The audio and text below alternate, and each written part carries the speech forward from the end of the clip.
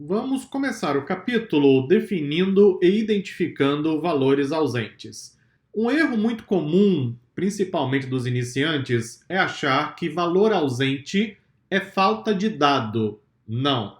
Valor ausente é falta de informação. Você sabe a diferença entre dado e informação, porque eu apresentei o conceito lá no curso gratuito Introdução à Ciência de Dados, aqui mesmo na DSA. Valores ausentes representam falta de informação e não falta de dados, como o termo pode sugerir. Então tome cuidado, porque é claro que o cérebro, às vezes, pode ler o termo e considerar, opa, valor ausente significa vazio, ou seja, não há dado. Não. O conceito, na verdade, de valor ausente é falta de informação. Valores ausentes representam um problema e devem ser tratados.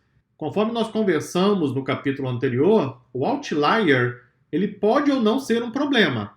O valor ausente é um problema, tem que ser tratado. Eu já apresentei diversas técnicas, vou trazer mais neste capítulo e vou continuar trazendo até o final do treinamento.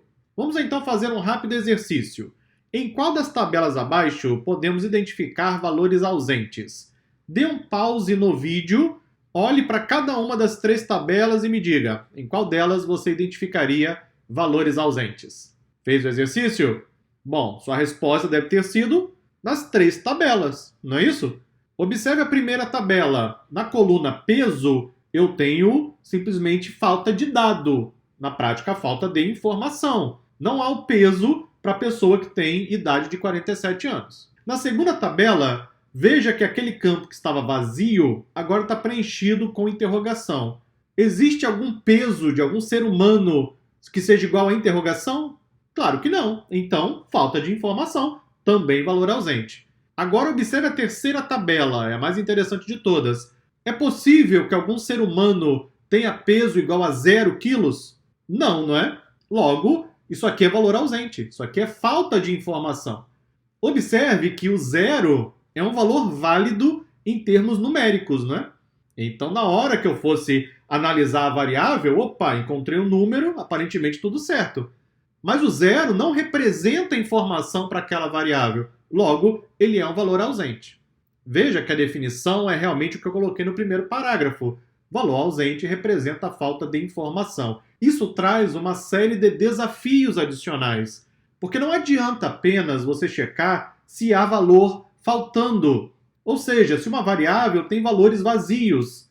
Você pode começar por essa checagem. Normalmente é a primeira coisa que eu faço mesmo. Eu verifico, tem valor vazio? Opa, então com certeza já tem valor ausente. Consigo fazer isso com uma linha de código em Python. Só que eu não posso parar nesse ponto. Eu tenho que continuar.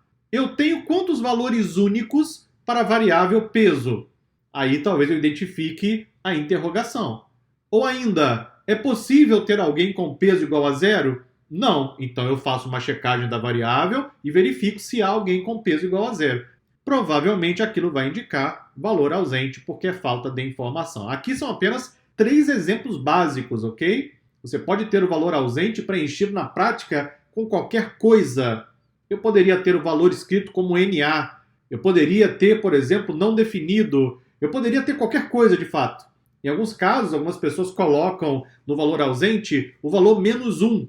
É possível ter alguém com peso igual a -1? Claro que não, então representa falta de informação. Ou seja, o seu trabalho ao checar valor ausente não é ficar checando o valor vazio. Isso você pode fazer no começo, para já eliminar uma das possibilidades. Mas você precisa ir além. Você tem que checar se há inconsistência de informação, porque ali provavelmente você vai identificar valores ausentes. Lembrando que nos 3 casos aqui nessas 3 tabelas, eu teria que fazer o tratamento. Eu não posso deixar vazio para o peso, eu não posso deixar interrogação, eu não posso deixar o valor 0. E aí eu tenho diferentes técnicas para poder tratar, por exemplo, essa situação. Aqui é curioso porque na variável peso, provavelmente eu teria que aplicar 3 técnicas diferentes. Primeiro, para poder preencher o valor que está em branco, depois para preencher ou substituir o valor que está com uma interrogação, e a mesma coisa para o valor que está com 0. Poderia usar a mesma estratégia? Sim, poderia apenas eliminar os registros com valores ausentes. Ou poderia tratar cada um de forma diferente, de forma individual. Uma dica que eu trago para você é a seguinte: Quando você identificar valores ausentes que sejam algo aparentemente muito estranho, vá até a fonte de dados e certifique-se de que não há algum tipo de problema na geração dos dados, se alguém sabe por que está com valor zero ou interrogação. Muitas vezes a pessoa não tem informação lá na fonte de dados, ela preenche com alguma coisa, porque ela não sabe o que é análise de dados. Não é? Ela preenche, bom, vou colocar aqui interrogação, resolveu o problema, segue adiante, parte para o próximo.